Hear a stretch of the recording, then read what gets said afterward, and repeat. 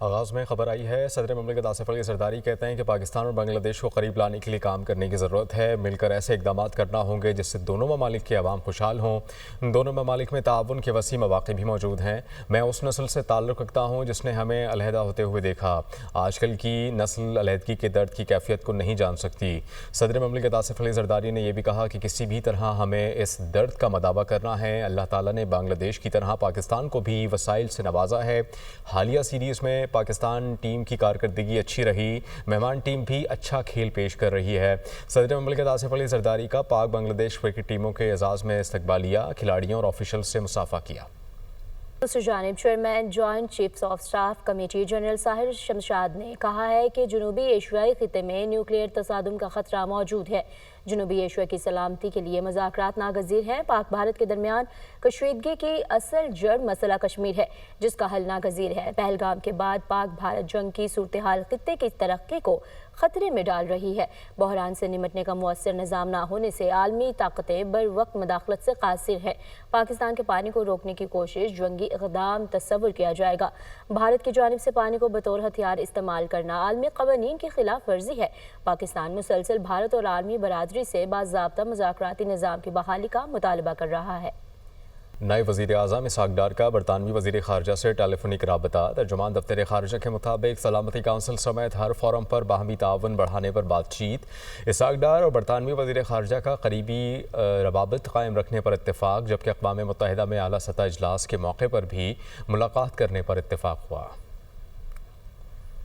پاکستان سفارتی محاذ پر سرگرم، بلاول بھٹو زرداری کا وفد کے ہمراہ نیو یارک کا دورہ۔ بلاول بھٹو پاک کشیدگی کے حوالے سے پاکستان کا موقف دنیا کے سامنے رکھیں گے۔ 2 جون کو بلاول بھٹو کی اقوام متحدہ کے سیکریٹری جنرل سے ملاقات بھی شیڈیول۔ پاکستانی وفد نیو یارک میں امریکی تھنک ٹینک اور کانگریس کے اراکین سے بھی ملاقات کریں گے، جبکہ بلاول بھٹو 5 جون کو امریکی think tank Middle East Institute میں منعقدہ کانفرنس سے خطاب کریں گے۔ پاکستانی وفد میں مصدق ملک، سینیٹر شہری رحمان، خرم دستگیر، جلیل عباس جیلانی اور ہینا ربانی کھر شامل ہیں۔ بھارت میں مودی کی خارجہ پالیسی پر کڑی تنقید۔ Chairman Indian national Congress media Pawan Khera کا آپریشن سندور اور مودی کی ناکامی کے متعلق اہم بیان۔ کہا کہ آپ کی خارجہ پالیسی کہاں ہے؟ پاکستان تو عالمی سطح پر کامیابیاں سمیٹ رہا ہے۔ کویت نے پاکستان پر ویزا پابندیاں ختم کر دی۔ کولمبیا پاکستان کے ساتھ کھڑا ہے۔ بتائیں کون سا ملک آج بھارت کے ساتھ کھڑا ہے؟ بھارت کے لیے یہ افسوسناک لمحہ ہے۔ روس بھی اب پاکستان کے ساتھ معاہدے طے کر رہا ہے۔ امریکہ بھی بھارت کو دھمکا رہا ہے۔ مودی کی خارجہ پالیسی یا ملکی سیکیورٹی پر سوال اٹھاؤ تو غدار قرار دے دیا جاتا ہے۔ وزیر اعظم شہباز شریف نے کہا کہ دہشت گردی قابل قبول نہیں۔ دہشت گرد اغیار کے ایجنٹ ہیں، دہشت گرد خون کے پیاسے ہیں، ان کو پاکستان کی ترقی اچھی نہیں لگتی۔ دہشت گردوں کا راستہ بلوچستان کے لوگوں کو خود روکنا چاہیے۔ 2010 میں متفقہ NFC ایوارڈ منظور ہوا۔ پنجاب نے اپنے حصے سے بلوچستان کے لیے فنڈز فراہم کیے۔ اگر کوئی شکوہ ہے تو مل بیٹھ کر حل کرنا چاہیے۔ آئندہ بجٹ میں PSDP 1000 ارب روپے کا ہوگا۔ 1000 ارب روپے میں سے 250 ارب کا فنڈ بلوچستان کے لیے ہوگا۔ جو دہشت گرد ہیں، جو کہ خون کے پیاسے ہیں، جو کہ پاکستان کی ترقی اور خوشحالی ان کو نہیں بھاتی، جو کہ اغیار کے ایجنٹ ہیں، ان کا تو راستہ آپ کو روکنا چاہیے۔ ان کے ہتھ کنڈوں کو آپ نے ناکام بنانا ہے۔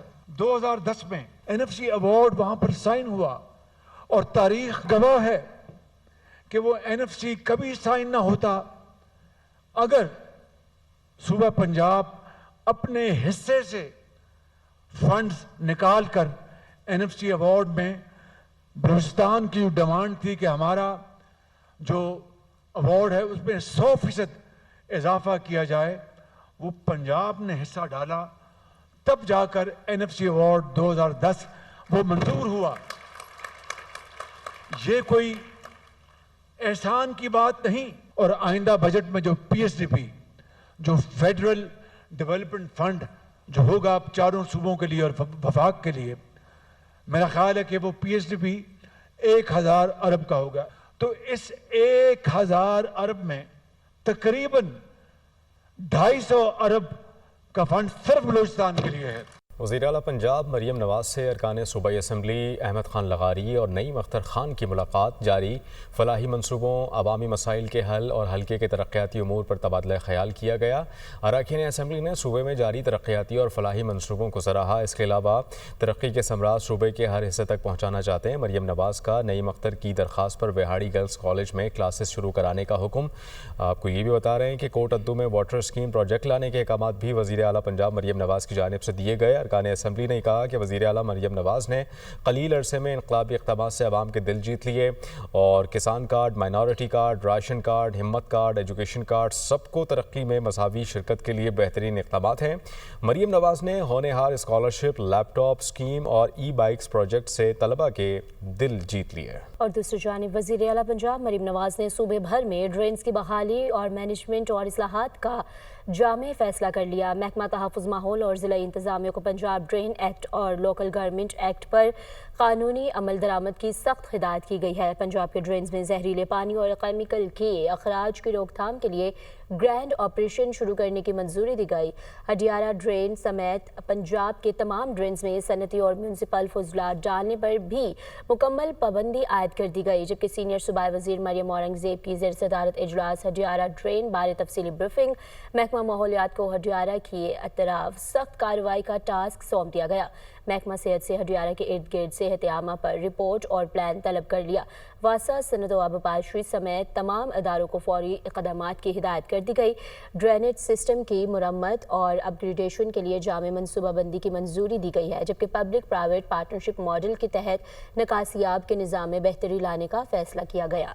के हल्का PP 52 की बात कर लेते हैं, जहां पर ज़िमनी इंतखाब जारी, पोलिंग का अमल भी जारी। नून लीग की हिना अरशद वड़ाइच और पाकिस्तान तहरीक इंसाफ के फ़ाखिर घुम्मन के दरमियान कांटे का मुकाबला मुतवक्के।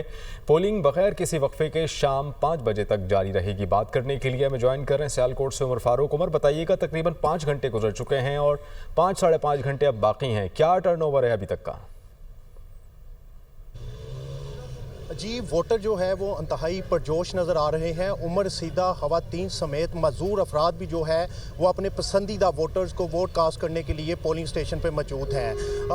जितने भी वोटर्स हैं वो इंतहाई परजोश नज़र आ रहे हैं। इस हल्का में आपको बताता चलूँ कि मुस्लिम लीग नून के MPA अरशद जवेद वड़ाइच, उनके इंतकाल के बाद ये जो सीट खाली हुई थी और उनकी बेटी हिना अरशद वड़ाइच जो साबिक चेयरमैन ज़िला कौंसल भी रह चुकी हैं, उनको पाकिस्तान मुस्लिम लीग नून ने मैदान में उतारा। उनके मद्दे मुकाबल जो हैं तहरीक इंसाफ के हमायत याफ्ता उम्मीदवार फ़ाहर निशात गुमन, जबकि पीपल्स पार्टी से राहील कामरान चीमा जो हैं इलेक्शन लड़ रहे हैं। इस हल्का में 2,97,000 से ज़ायद वोटर जो हैं वो वोट कास्ट करेंगे, जिसमें जो मर्द हजरात हैं 1,57,000 से ज़ायद वोटर हैं, जबकि ख़वातीन के 1,39,000 से ज़ायद मतलब वोटर अपने हक ही इस्तेमाल करेंगे। सिक्योरिटी के साथ इंतजाम किए गए हैं। 2,000 से ज़ायद पुलिस एहलकार जो तैनात किए गए हैं। 1600 से ज़ायद जो हैं पोलिंग का अमला जो है वो अपने फ़राइज़ सर अंजाम दे रहा है। जी, बहुत शुक्रिया अपडेट के लिए। वज़ीर इत्तलात पंजाब अज़मा बुखारी का कहना है कि संबड़ियाल का ज़िमनी इलेक्शन मुस्लिम लीग नून बड़े मार्जिन से जीतेगी। पंजाब के अवाम मरीम नवाज पर मुकम्मल एतमाद का इजहार कर रहे हैं। बानी PTI शदीद मायूसी और डिप्रेशन का शिकार हो चुके हैं। मायूसी और डिप्रेशन की वजह से उल्टे सीधे बयानात जारी करवा रहे हैं।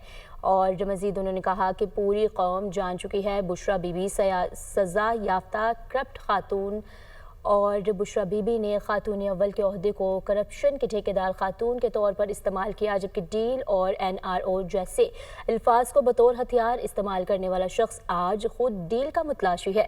सिपा सालार की क़यादत में पाक फ़ौज ने 5 गुना बड़े दुश्मन पर तारीखी फतह हासिल की।